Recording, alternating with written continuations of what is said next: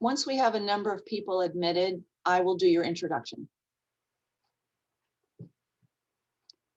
Welcome, Amy.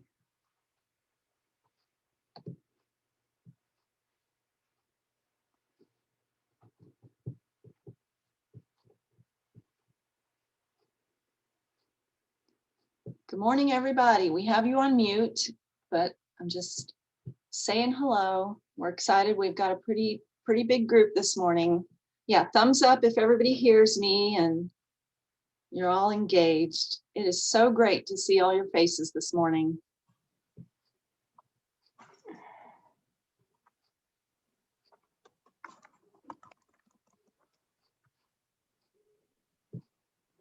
Good morning, everybody.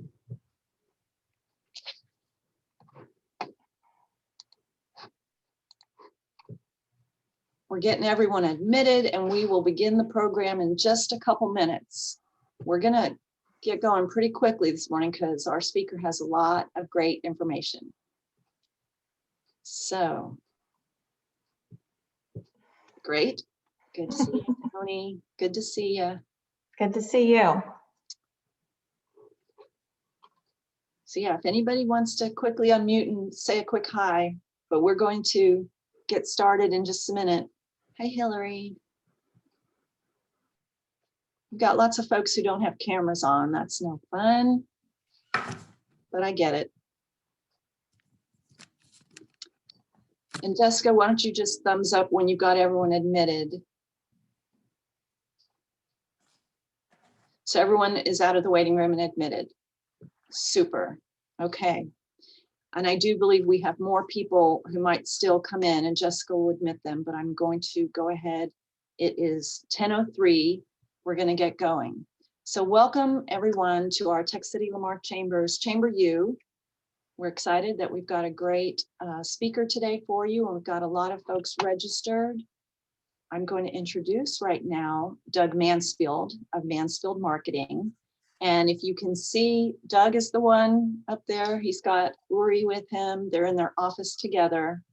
So Doug has over 20 years of experience in marketing, advertising, and sales. He specializes in B2B and industrial marketing services, which is a big focus of this chamber.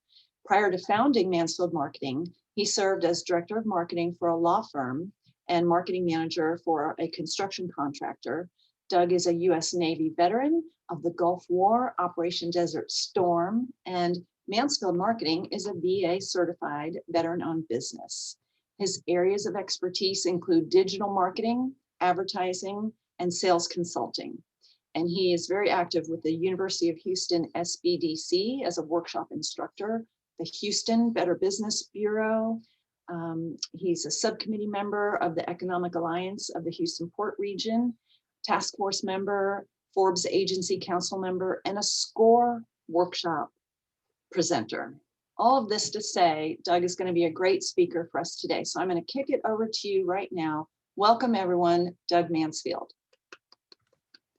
Thank you very much, Paige. It's really a pleasure to speak with you again. If anybody thinks that I look familiar, it's because I came out to visit you all and do a presentation. I think it was a year and a half ago, might have been 2 years, and I visited you with one of my employees at the time. If you remember me, it's nice to see you again, Texas City. Thank you for having me today, and thank you, Paige, Jessica, and Jordan for putting this together. I'm here today with Uri Mare Perdomo, and we call her Uri, and Uri is going to be monitoring the questions and answers section of the Zoom meeting today. If you have questions, go ahead and just get them into the QA as we go. And if your questions are brief and relevant, we'll just try to answer them while I'm presenting. I'm going to aim for wrapping this up at 11 o'clock, just a little under an hour from now, at which time, if you have questions and answers that went unanswered or that you just thought of, we'll take a few minutes and see if we can knock those out so that everybody has their questions answered today before we leave. Also, Jessica, Paige, and Jordan, if I didn't tell you before, we're going to share with you a PDF handout, a resource guide that you can share with your members following this, which is much more helpful than a copy of the presentation. And so if you'd like something to take away, please know that we're going to make that available to you, and that will be a helpful resource guide for you. So today we're going to talk about building your online presence, and I consider this the critical first stage. If it's something you've already done, then let's see if we can make some improvements to it. So when we're talking about stages, one is building our online presence, our digital presence. And that's something we need to do really ideally before the stage where we worry about how do we attract people to see our presence. So before we spend money on advertising, before we spend a lot of time and resources on social marketing and updating our blog, it would be ideal to have our presence established and have the I's dotted and the T's crossed before that, okay? So that's what we're going to focus on today. And we're going to start with, well, let's just get to the presentation actually. I'm going to share my screen with you, and we're going to go back and forth between a PowerPoint presentation and to make it more clear and more fun, we're going to go into a browser and just do some of this stuff, which is more helpful and more fun than me reading slides. So let's get going. Build your website and digital presence. Okay, let's make a basic plan for a website. I think probably most of you already have a website, and that's good. I will bet that less than half of you have a website that you really love and that you feel represents your business as best as it can. I want to spend a little bit of time helping you to take control of your website. Also, it's important to me that small business owners feel like they have control over their website. I would prefer that websites not be a static document, a brochure. I would prefer to look at them as living documents. And that means that website owners should have reasonable control and not have to send an email and wait 2 or 3 days for someone who may or may not respond or may not pick up the phone to change some pictures or change some text. And if you have a website now that is outdated, but you're not sure what to do, and I'll bet that describes at least one person in the group, then I hope that I can help sort of free you from those bonds. And I promise that everybody attending this webinar, I guarantee that you have the power to do this. So if you feel that this is just, if you've already shut down when I started talking about this because you think, oh, I'm not a technical person, I don't understand coding, then please keep an open mind, because I promise that anyone can do the steps that I'm going to share with you. First, we need a domain, and I'll bet most of you have this. In the real world, my domain is mansfield.us, and a domain is where our website lives and where our email lives. So for example, when I register domains personally, my place that I like to register domains is called Google Domains. That's just where I prefer to register them. The other place that I sometimes use, because I have accounts with both, is a place called GoDaddy, which I'm sure you've heard of. I don't recommend registering a domain anywhere else besides one of these two services. If you have a domain registered elsewhere, that's fine. You can leave it where it is. But ideally, these two services will be used. Whatever the case may be, I would like you to please make sure that you have control over your domain. I've seen terrible consequences of people who didn't have control over their domain because someone else built their website and did it for them, and they kept the password, but they disappeared. If you lose your domain, you can replace a website. It's really hard to replace a domain. Next, are you going to build this yourself, or are you going to hire someone to do it? I'm going to speak to you today under the assumption that you're going to do this yourself, that you're going to convert your time and your abilities into effective marketing and be able to establish or at least start building your website presence. Now, some of you may want to hire that out or already have someone. That's fine. Purpose. We need to have a purpose, and this seems clear, but when we back up a second and look at the world of small business owners, we realize that all of us are fairly special and we're not trying to do the same thing. A good website for one person is not a good website for the other person. If we were a medical clinic, then we want new patients to sign up. We don't want to call them customers or sales leads. These are new patients. If we're in the service industry, carpet cleaners, construction contractors, then we probably call those sales leads. And then, of course, we have e-commerce, electronic commerce, where we use websites to sell things. All of these are different purposes, and different types of websites do them better. And the fourth part, and the part that's almost always underestimated in importance and the time and resources it takes, content, the written words on the pages. A pretty design does not make a complete website. We need good words. A few photos are nice. A little graphic design is necessary, but graphic design can be very simple. You don't need to hire a designer or a professional photographer or a copywriter to achieve those things. Let's take a look at some website platforms that I recommend. And I'm going to ask those of you who have a website now that you feel could be improved to consider that you should start new. In the background, start building a new website. Let's call it version 2.0. The #1 website platform that I recommend to small business owners, especially those who plan to build their own, is Wix. And you've probably heard of Wix. It's one of the more popular DIY, do-it-yourself website platforms. Wix is pretty darn good. One of the things that I really like about Wix, two things. One, they're very transparent with their pricing, and most of the times I recommend the combo or unlimited plan. So you're only going to spend about $20 per month. You don't need a website hosting account if you use Wix. You only need a domain. And then the other thing that I really love about Wix is that when you start building a website, you start from a template. And I know that template is considered a dirty word among business owners because it sounds like cookie cutter or cheap, but it's not. I promise you that professional designers also use templates. They probably just call them a theme. So Wix has the best selection of templates of any of these providers, better than Squarespace or anyone else. When I'm choosing a template and the template is half of the website project is choosing the correct website template, I don't really care what the photo and the words say because I'm going to change those. So this photo of a mother and child may not be appropriate for my art studio. However, the fact that it has this beautiful, large, what we call hero area at the top with this big photo and these very simple words, I think an art studio would do very well to use this design because it's very visual, image centric with a few words. And so that's what I'm looking for, is the layout and the organization of content when I choose a template. And that way I'll have to change the smallest number of things, the photos in the slideshow and the words on this page, and there, it's a whole new website. So those are some of the reasons that I really like Wix. Wix is also pretty bulletproof in terms of not being able to break things.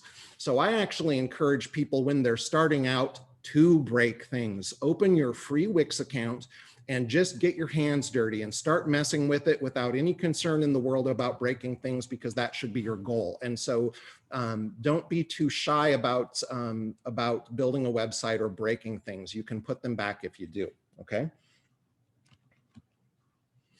The next website platform I'd like to share with you, for those of you who sell things online, who do e-commerce, which may be your dedicated business, or it may be a side business. For example, a side of your business. If you have a local boutique, then you might have foot traffic, but you might also sell things to people online. And that doesn't have to be a consumer business like a boutique. Industrial clients, our industrial clients do that too, where they service people at their location, but they also sell parts on their website. That's not an uncommon strategy. And if e-commerce is an important part of what you do, then there's no better service provider than Shopify for e-commerce. It's simply the best. If e-commerce is not a big part of what you do, if it's just a little kind of a side hustle for your business and it's not that important, Shopify is overkill. It's a little more expensive and it's more complicated. So I really recommend Shopify to business owners whose core business is selling things online. If you only have a few items to sell, Wix actually has e-commerce features built in, and so that would work. Next, I want to share with you what is probably the most common website platform in use today, and I will bet you that more than half of the people in this audience are using this one. You probably guessed what it is: WordPress.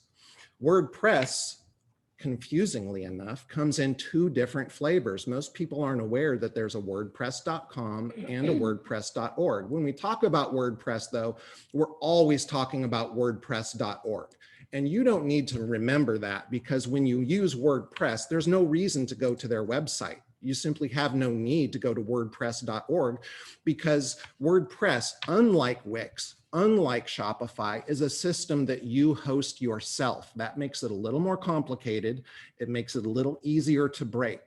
WordPress is a great website platform. I love it. I think it's great, and it's popular for a reason. I also do not recommend WordPress for do-it-yourself small business owners who want to take control of their own website and presence, because there is a considerable learning curve associated with WordPress. And you have to be careful, because with WordPress, if you break something, WordPress doesn't provide any support to help you.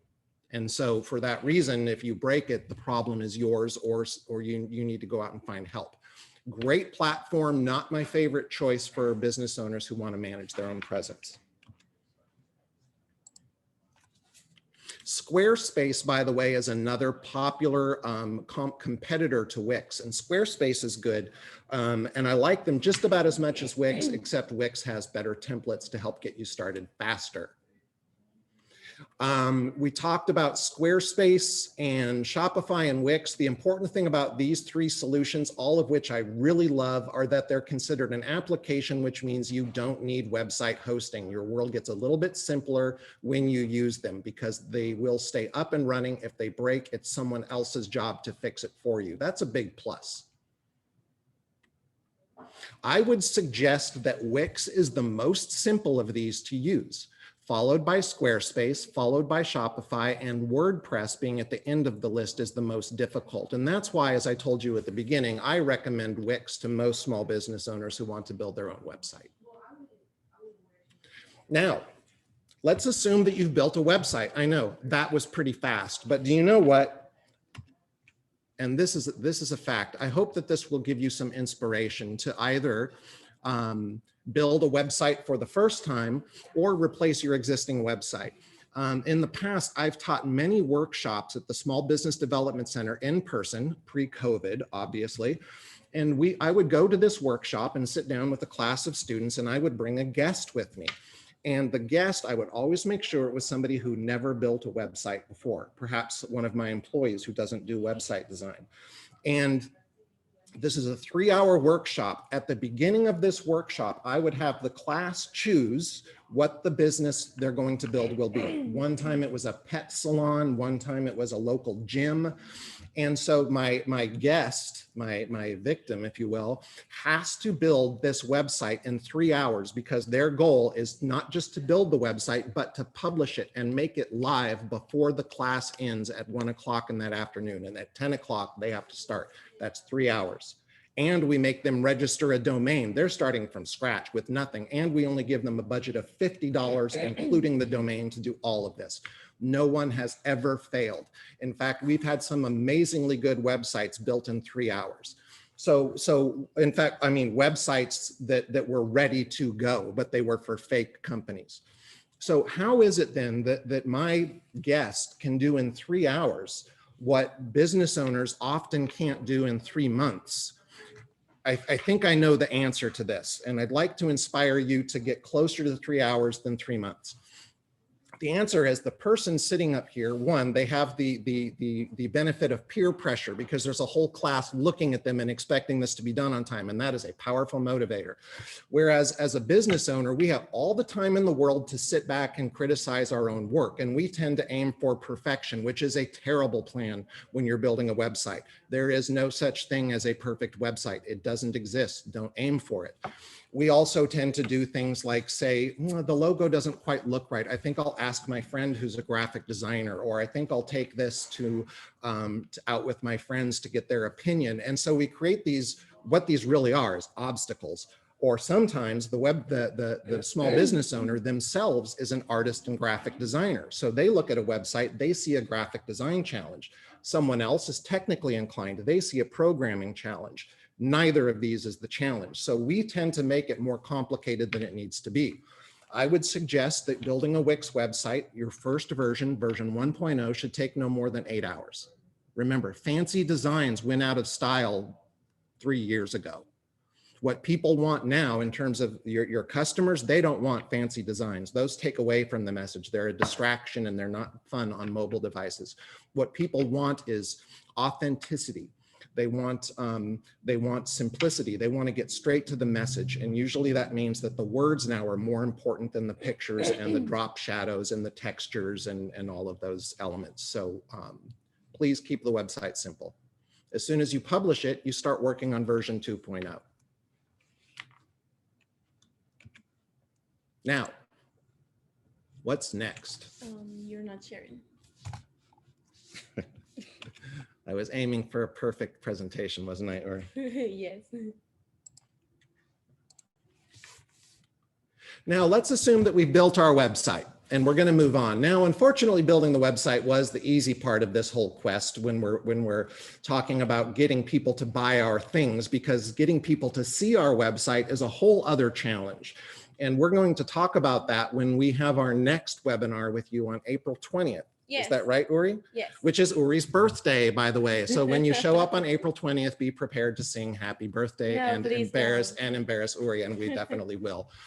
On April 20th, we're going to talk about the challenge of getting people to see our website and ways that we can do that. Today, we're talking about making our design, our presence good. The next part of our presence, because it doesn't stop at a website, it's also important that we have a good social media presence. And this even applies to those of you who sell strictly business to business or who are in the industrial space.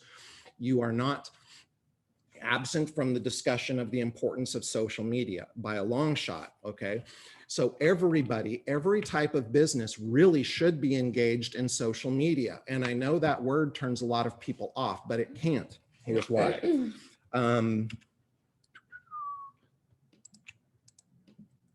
I'd like to share this with you. In the real world, in my personal life, I have no use for Facebook.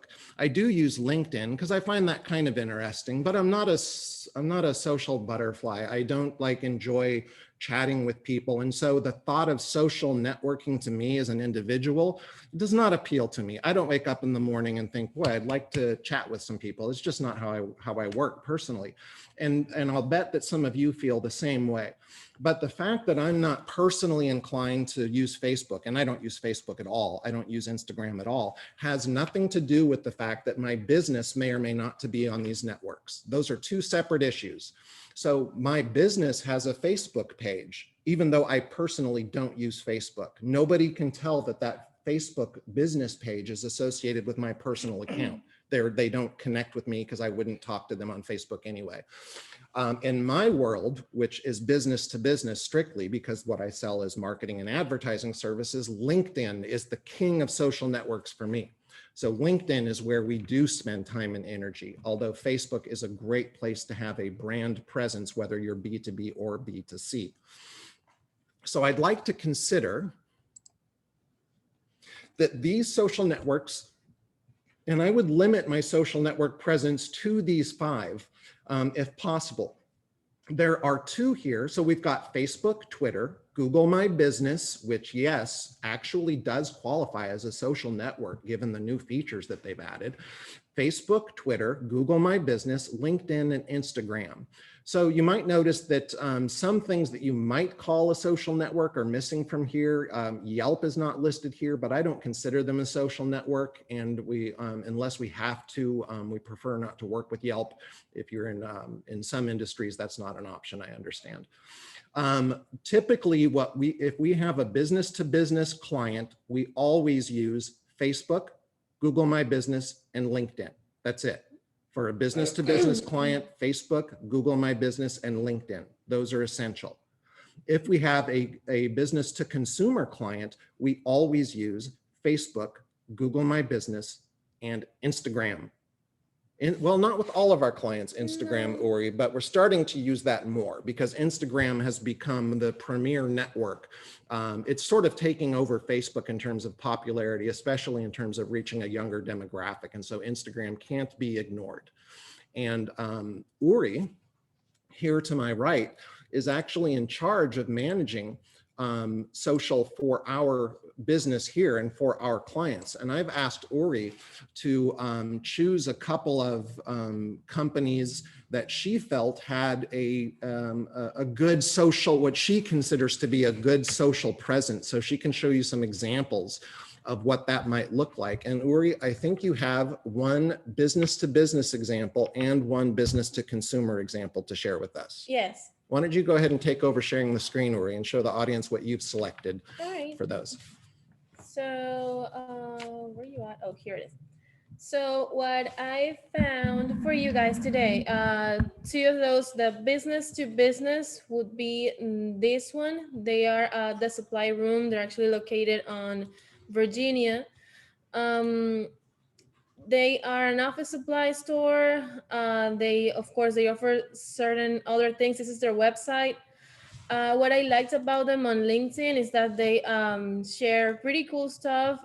It's colorful. If you go to the LinkedIn, you'll know that you recognize it's them because the brand, it's the same as the website. And what I liked about them is first the colorful that they still are. They share really great stuff about first of COVID, like how to maintain your office clean, what products they have in stock. If you would like to have this one or this one according to the style that you have, like to choose which one will be more like your personality too. They actually try to interact with the followers. They tell you that what is back in stock for them. They share really great information about how to maintain everything sanitized and disinfected on the office. That's actually what I like about them, that they actually share current and great information for followers, not only about the business, but also about general information that people will be engaged to. And so Uri, just to be clear, what we're looking at here is a LinkedIn business page, right? Yes. Not a LinkedIn personal profile, No. but a business page for the company, which we also recommend that everyone should have. Yes, the LinkedIn company page is way different than the personal one, just as Facebook. They will have, well, of course, the follow button, the visit the website, and here there's some other stuff, like you can see the post. If they have any job available, they also post like if they have any offers available to the people who works for them. If I put in my personal profile that I work at the supply room, I will show up here. There's the about page, like a quick overview of what they do, who they are, when it was founded, the type of company and everything. It's very different from the personal one. It has more information about the company. I like this one, Uri. I think this is a good choice. And one of the things I really like about the supply room, as you mentioned at the beginning, is the consistency of the brand. And they have these great colorful icons here on their LinkedIn page. And what's great about those is how simple they are. Mm-hmm. You don't need a graphic designer to do this. You just need some creativity. And because each of those are actually just icons. As long as we're on that, can you go to a website called the Noun Project? And I'd like to show people. I think that icons are a great alternative to photos. Stock photos, I feel like, have also gone out of style, or at least the ones that look like stock photos. And so the Noun Project, which is the website Uri is looking at now, is a great place to get really cool icons. I think there's probably over 1 million icons here. Anything you can imagine, there's an icon for, and it's really, really cheap. If I search for social media, you're gonna have like a bunch of icons for social media. Mm-hmm. And we use a lot of these on our website. If you look at my website, mansfield.us, you'll see a lot of icons. In fact, we have very little photography at all on our web. The only photography we have is of our handsome faces on the About Us page. Yeah. Everything else is icons. And I got those at Noun Project. So you might consider doing something similar. So there you go. So increase sales, build brand value, raise awareness. Historically, that's where people would put a stock photo. And I feel like icons are a better way often to present that. And I like the style of that, but that's sort of a personal choice. Uri, I'm sorry to hijack your presentation. Please continue. For business to consumer, what I have for you is the JJ's Flower Shop. They're in Atlanta, Georgia. I believe this is the three ladies that are like the face of the brand because they're actually in the hero image with the flowers and stuff. What I like about them, if I go to their Instagram profile, I'm going to recognize them immediately because of the brand consistency that Doug was telling about. I actually love their Instagram page because it's the same color palette. They are sharing what they're doing, what they're offering. They're also sharing about a lot of let's say memes. This is like how they were after Valentine's Day for all the like the Valentine's hangover of all the job the work that they had that day. Bad Teacher. Bad Hilarious. Teacher. Yeah, hilarious movie. Go on. Yeah, and they have quotes. They also share people. This is what people on Instagram want to see: authenticity, the perfect life. People very happy on Instagram. That's what they like to see, and especially people who is buying stuff. They want to see your product, how people interact with the product, what they can do, how they can give it, and of course, very important, holiday stuff. Another way to interact with consumers is that you remember the holidays, and that's actually very important too. Here's the website. Of course, Doug can say a little bit more about the website for them, but he actually told me that he loved it. I also love it too because it takes me like, okay, here's what they offer, here's what they do, this is the collections, and this is some of our favorite bouquets that we have to offer to you. Good. Uri, can we look at their Instagram page again? There's something I noticed about that might be helpful for people to see. One, as you pointed out, it's obvious that they've taken care to choose photos that are coordinated, right? So they're using a color palette, as you said. Yeah. And also that they're not just showing pictures of flowers, they're mixing it up because that human element is really important, isn't it? Yes. So if you have a restaurant, just showing pictures of your food is really not going to make that Instagram page that sort of pops and attracts people's attention. You want to get the human element in there. And I will bet you that they probably do all this work themselves. And I will bet you that they probably don't have a professional photographer or graphic designer, even though they look professional. I think that those pictures could easily be done on a phone with a background and probably ambient lighting. And those pictures of people are definitely, I mean, the people look nice, but they have sort of a candid, authentic feel to them. So I agree, Uri, this is a really nice choice for an example of what Instagram can do. And what are those underneath the leading paragraph, Valentine's, ornaments, media? What are those icons or photos for? What do those These represent? are the story highlights. So another thing that Instagram has, Facebook tried to purchase Snapchat because of the boom that it had. So since they were not able to, they were copying a Snapchat for that. So that's why Mark Zuckerberg created the Instagram stories. And after that, they enabled the feature to highlight those stories because the stories are completely gone after 24 hours. So for you not to lose those stories, there's the highlight story. So if I click here on Valentine's, I'm going to see all the Valentine stuff that these ladies created for Valentine's Day. So if I have an event or something, I do all the stories related to that event. Or let's say to that event, I just post all the stories. I highlight them just for me not to lose it and for people to come to my page. Still able to see everything and just have everything right there to people to keep looking at what I'm doing. So if I go here, I just go to the next one. This is, I believe, what they were offering for Valentine's Day. So they're not losing their content by highlighting their stories. Uri, can you go back to the slide that had the words on it? Sure. So I have a question because this is something that looks really professional when you have the design, not just the photo, but in this case, they have sort of a header and footer framing it. And then they have the Valentine's pre-order now open written on it. You do that kind of work too for our images. What tool do you recommend to small business owners who want to actually dress up their photos and include a message with them? Canva.com. Here you will have a lot of templates because it works with templates too, and you can also start from scratch. That's your call. But if I go to social media, I'm going to be able to see Instagram posts, Instagram stories, animated social media, Facebook posts. So I just go wherever I want to.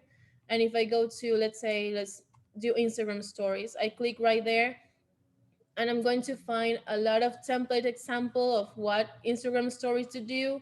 And then let's choose this one, for example. And I'm gonna be able to change the colors, the message, the pictures, and then you just download it and just publish right here, which is kind of what they did. Good. And so Canva, by the way, is a very popular tool. I'm sure some people have heard of Canva before. Yeah. I'm going to go back to camera for a second. I'm sure you've heard of Canva before, probably. Canva, by the way, do you even use the paid version? We do. Well, we do? Yeah. Okay. But the free version is really good, the right? free version is really good too. Okay. It's not necessary to have to pay for it. You can also have it for free. Good. It's gonna be more limited, but it doesn't matter, to be And honest. that's what allows those Instagram and others. You can use Canva just as well for LinkedIn, or if you have a company that services people out in the oil and gas field, Canva is still a really good tool for you. You're just going to go for a different style that's not going to look like flowers. But Canva allows you to take a photo and dress it up, or to watermark it, put your brand on it, and it takes then it has a whole other layer of meaning than when you share it, and it's really easy to do, and you don't need a professional designer to do that. So again, and I've seen a lot of business-to-business companies do a pretty good job on Instagram, as a matter of fact, using it as a branding tool, not as a sales tool. In fact, we have an Instagram page planned for us, don't we? Yes. But it's not published yet. Not yet. Not yet. Not yet. But we are going to have an Instagram page for our business. And again, for us, that's a branding tool. It's to communicate the human element, our authenticity, the fact that we're a real company in a real office, because that separates us from the competition. That's why I'm doing it. In our space, and in your space too, I'll bet, there's a lot of people probably out there saying the same thing as you, competing with you, but you're probably providing a better service. You might be a local company, more authentic. Instagram helps us communicate that. And that's why I want to do it. Uri, I'm sorry, I stole the mouse from you again, but before I move on, is there anything else about the social networks that you want to share with people? Anything we missed? No, I think we covered necessary. Okay, good. Thank you for that. What I'd like to share with you now is another important aspect. So what we've done is we've looked at our website, building our website and establishing our brand and our message on our website. And then we talked about how to build our social media presence. Now, we didn't talk about how to update it or what kind of content to use today, with the exception of photography. But again, we're going to focus on that when we meet on April 20th, and we talk about how to get people to your website. Then we're going to talk about how to publish content and what to write that engages people and gets them on our website to inspire them to become a sales lead or a new customer or a new patient, as the case may be. So there's another important aspect to this digital presence thing that we didn't talk about yet. And you know it exists because you've seen it 1,000 times. And I'm going to jump back to, I'm going to share my screen. And I'm going to jump back to my browser. And I want this tab. Now, in fact, what was the name of that flower shop? JJ's Flower? It's already open, actually. JJ's.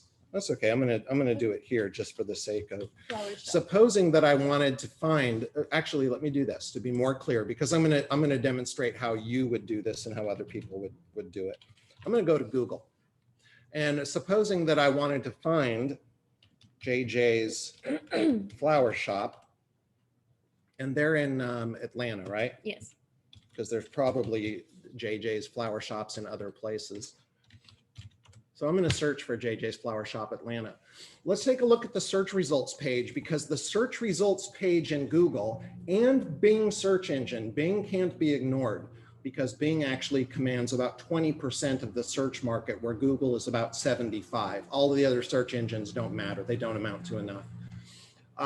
But here on the Google search engine, let's examine JJ's Flower Shop presence. Now, for those of you in the business to business world, I'm going to use myself as an example here, because I know what the outcome will be. And I'd like to say, do as we do.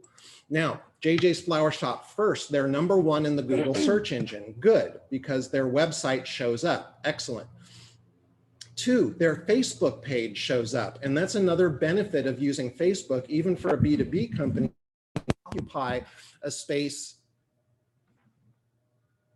Did I unplug the microphone again? Yes, you did. If you can't hear me, please let me know. My foot kicked a microphone cable and I shifted to our backup microphone. And so I think that should work fine. So Facebook serves as a way to show up in search results. When I have my own, when people search for my trade name, okay, and let's use myself as an example here. When people search for me, now this is a vanity search, okay? This is the search we like to do to see ourselves in the lights. And for this, we'd better be #1, okay, if we have a unique name. But what I really want to do here, this is actually where I want to put my best foot forward, because when people search for my company name, they're one step away from reaching out to me. They're doing research. They want to see, well, before I do business with this company, I'd like to see if there were bad reviews or if they're the real deal, because no one believes what they read on the internet. So the first thing I see in here is actually 4 advertising companies. This is an ad, an ad, an ad, and an ad. And we can't prevent other people from advertising in our space. And the fact that somebody else is advertising using my trademark as my #1 rival, I find that flattering. I don't have a problem with that. If I go farther down the page, oh, I'm logged in here. So you're going to see something different. I apologize, but let me jump to an incognito window, because that's a better representation of what the public would see. So here we are. My website is #1. Good. I hope that yours is too. Then our LinkedIn profile for our company page is #2 in the search results page, followed by #3, which is my personal LinkedIn profile. #4 is Facebook. #5 is also Facebook. #6 is Yelp. We don't sell on Yelp. Who buys digital marketing services on Yelp? Nobody, but that doesn't mean that I don't want my free Yelp business listing, because it helps me occupy search results. I personally would never pay Yelp for marketing. I do not pay them. I just take advantage of the free business listing. UpCity is a business directory. We don't pay them either. Alliance Port Region is a nonprofit we participate in. Nextdoor is a popular app that you may know. And then the Better Business Bureau, which I do pay them for a membership. Here's the point. I'm not just #1 in Google. I own the whole page, and I'd like you to aim for that goal also. And it costs almost nothing. With the exception of the Better Business Bureau, all of these are free. Over to the right, you see this big, beautiful box that says Mansfield Marketing LLC. And we would see the same thing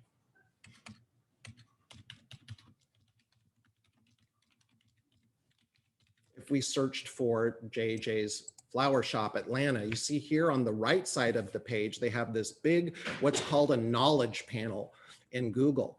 And this knowledge panel you get for free for your business, but only if you participate in what's called the Google My Business service, which is Google My Business. Just search for Google My Business or anything close to that. Google will find it for you. Google My Business. It's a free business listing service from Google. I hope most of you know this. If you don't, it goes to the top of your list in terms of things to do to improve your digital presence. Again, do not pay anyone to do this for you. There are too many people who will do this for you for money or imply that it requires money, which is just not true. It's intended to be used by business owners to take charge of their own presence. And so you'll follow the steps here to create your business listing, and that enables you to have this beautiful side panel called, in this case, JJ's Flower Shop. which has a link to the website, directions, Google reviews. It has where they're located, their hours, their store. It has pictures of their products. It's just got a lot of neat information, and it costs nothing to do it. That's the same benefit that I'm enjoying here from using the Google My Business listing. Business listings. Google is not the only one to participate in. There are other important business listings. Remember, I told you that the Bing search engine is the second most popular search engine that we should be concerned with, about 20% of the search market. That's not to be ignored. That's a lot of people, even in a limited area. If you do business within the limits of Texas City, that still amounts to a lot of people that you might be missing. And why do you think Bing stubbornly clings to at least 20% of the search market? Well, part of the reason would be, in case you're thinking, well, I don't use Bing, no one else does. Actually, yes, they do. One of the reasons is that the Bing search engine is owned by Microsoft and is built in as the default search engine to every product that Microsoft builds. Also, Bing is actually a really good search engine. It doesn't get enough credit. Let's see what happens if I type my company into the Bing search engine, because Bing doesn't share information with Google. They're not friends. So you see here that in the Bing search engine, my company shows up. Here I get this listing. It looks different than Google, but here's my company, my logo, a description. Here are links to my social networks and this handsome thing that looks like the knowledge panel in Google My Business.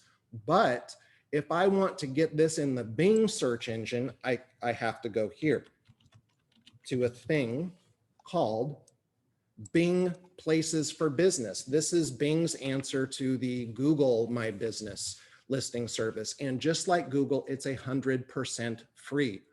Now, for those of you who work from a home office, or perhaps you have a warehouse, or in any case, you don't actually want your address to show up on a map, because you don't actually want people driving to your house if you have a home office, for example, you can still participate in the Google My Business service, because Google stands apart from many others by allowing you to participate and add your business, but hide your street address from visitors. So they will see that you're located in Texas City, but they won't actually see a map that locates your exact home. That's hidden from view. So that is not an obstacle to being able to participate in this service. Unfortunately, last I checked, Bing Places did not have that feature, and other business listing services didn't either, but Google does. In any case, I would strongly recommend that you look into listing your business both with Bing Places for Business and with Google My Business. Both free, both excellent in terms of your digital presence. If you would like to take your business listings to the next level for a reasonable amount of money per month, I would like to suggest this. Thank you, Ori. This is actually a company that we use for our clients, and it's called Bright Local. And there are many like it. You might want to do your own due diligence, because there are probably 100 different companies that offer this service. We've just decided that Bright Local is the right fit for our company. Bright Local is a company where if you sign up and you pay them a fee, and the fees are pretty reasonable. I think that the single business plan for about $30 per month might be all that most of you need. But Bright Local will create the business listings for you, not only in Google and Bing, but in many other business listing services. And that means that from one place, from Bright Local, you can control all of those business listings that otherwise would be really time consuming to create. And Bright Local has a very unique way of doing this, unlike other companies. And one of the reasons we like them is that when Bright Local creates your business listings, those business listings become a permanent asset of your company. And if you ever cancel the Bright Local service, you keep those business listings, and they've all been verified for you. You walk away with those, and that's an unusual feature that other business listing companies don't do. One of the reasons I prefer Bright Local again. Now, so Bright Local, I would consider Bright Local or a similar service pretty much essential to a company that really focused on local business. If you're a restaurant or a boutique or a hair salon, a hardware store, and you really depend on attracting the attention of people who live within, let's say, a 5-mile radius, then it really makes sense to invest a little bit extra work and time and a little extra money in making sure all of your business listing services are consistent and they have the same store hours and the same phone number. And Bright Local is a tool that helps us do that. What I would like to also invite you all to do, because we have just a few minutes left remaining here, is if you have a question about anything I've said so far, or you'd like to ask a question that's even specific to your business or your industry, I'll remind you to use that Q&A feature that's built into Zoom, and go ahead and get that question in, and we'll try to knock those out before our time expires. Now, I think that oh, I'm not sharing my screen, am I? No.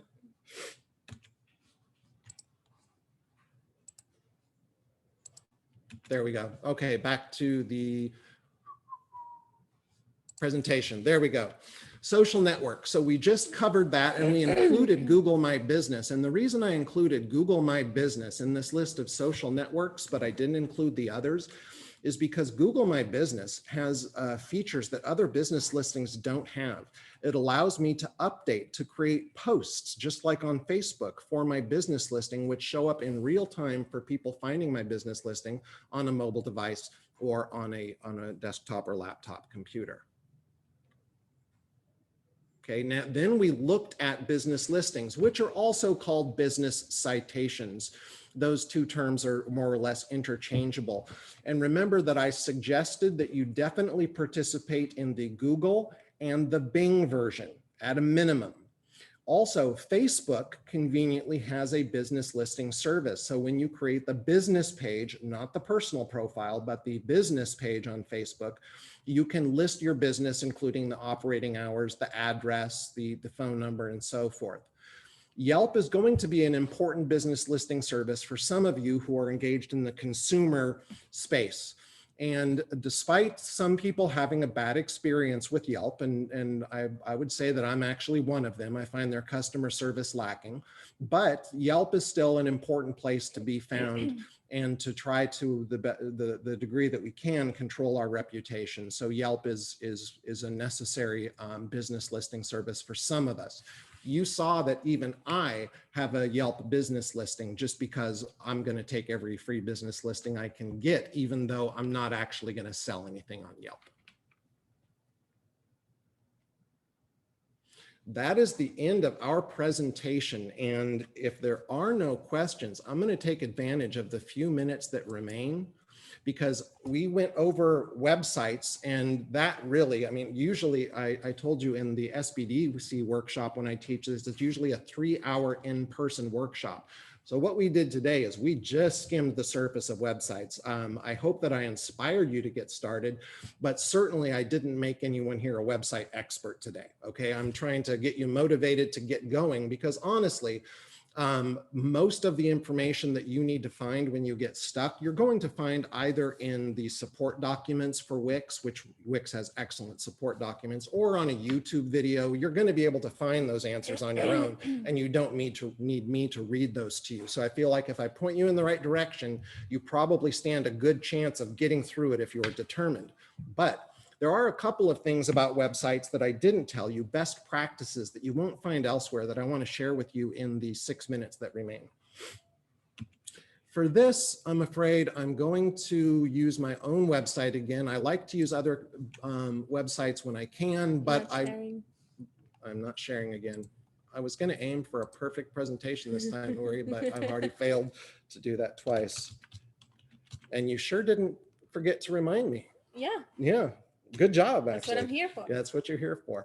I'd like to show you what we do on our website, because I feel like if I'm going to recommend something, then I'm going to recommend something that we actually do in actual practice, and not something that you should do while I over here am doing something that I say as well, too complicated for normal people. Because the fact is that using a website is, again, not a technical challenge as much as it is a sales challenge. Ultimately, our website should inspire human beings to do what we want them to do. That's a difficult thing to do, and it's not achieved with technical expertise.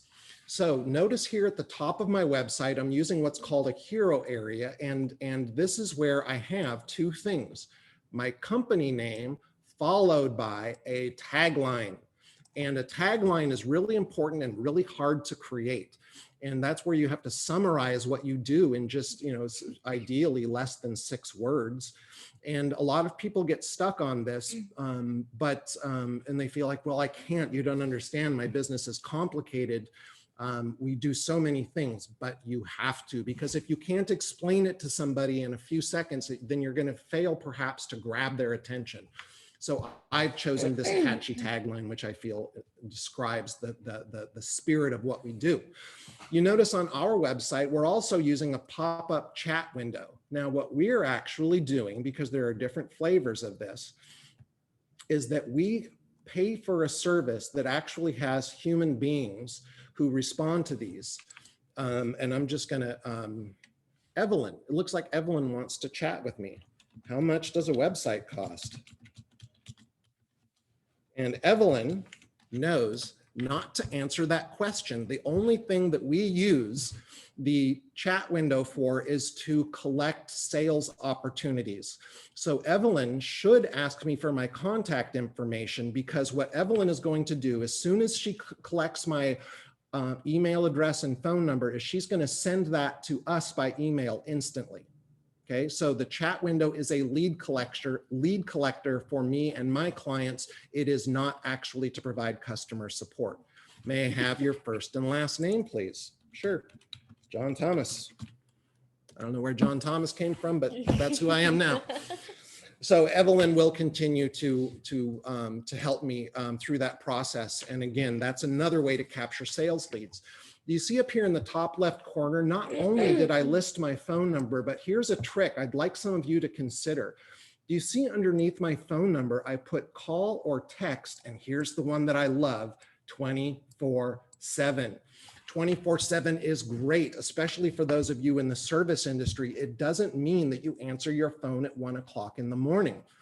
For me, all it means is that we hired an inexpensive answering service that picks up the phone at nighttime or on the weekends, and they take a message for us. So a human being always answers this number. They always take a message. And when your company simply says 24/7, you stand apart from the competitors. If you're a plumber and you say call or text 24/7, it may not be midnight, but when I'm choosing a plumber, I'll say, you know what? I don't need them at midnight, but it's nice to know they'd be available if I did. So for that reason, I'm going to give this plumber a phone call and give them a chance to win my business. Also notice here that the very first thing I did too was I got to a bold short paragraph that captures what we do in a little more detail, a call to action, contact us, and then I got straight to the benefits we provide. I did not start listing the services we provide. The best strategy, if you want to get people's attention, is this: ask the question, what do people actually want to pay you for? Because people don't want to pay me for marketing. Nobody wants marketing. They want the benefits of marketing. So I didn't start with the services. I got straight to the benefits, and I forced myself to only choose 3. And then if you have different marketing segments, like maybe some of you have residential and some of you have commercial, then this is where I'm dividing my audience into marketing segments and speaking to these 4 different marketing segments individually.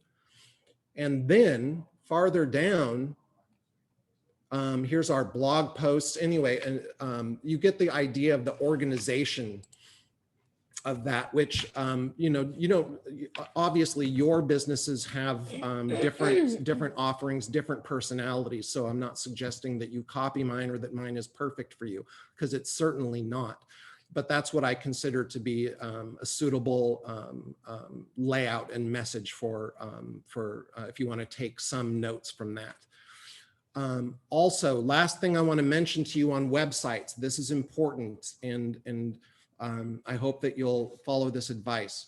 On on a website, it used to be that it was bad manners to have a home page that was really long. We wanted the home page to be short, above the scroll is the old phrase. This is no longer the case.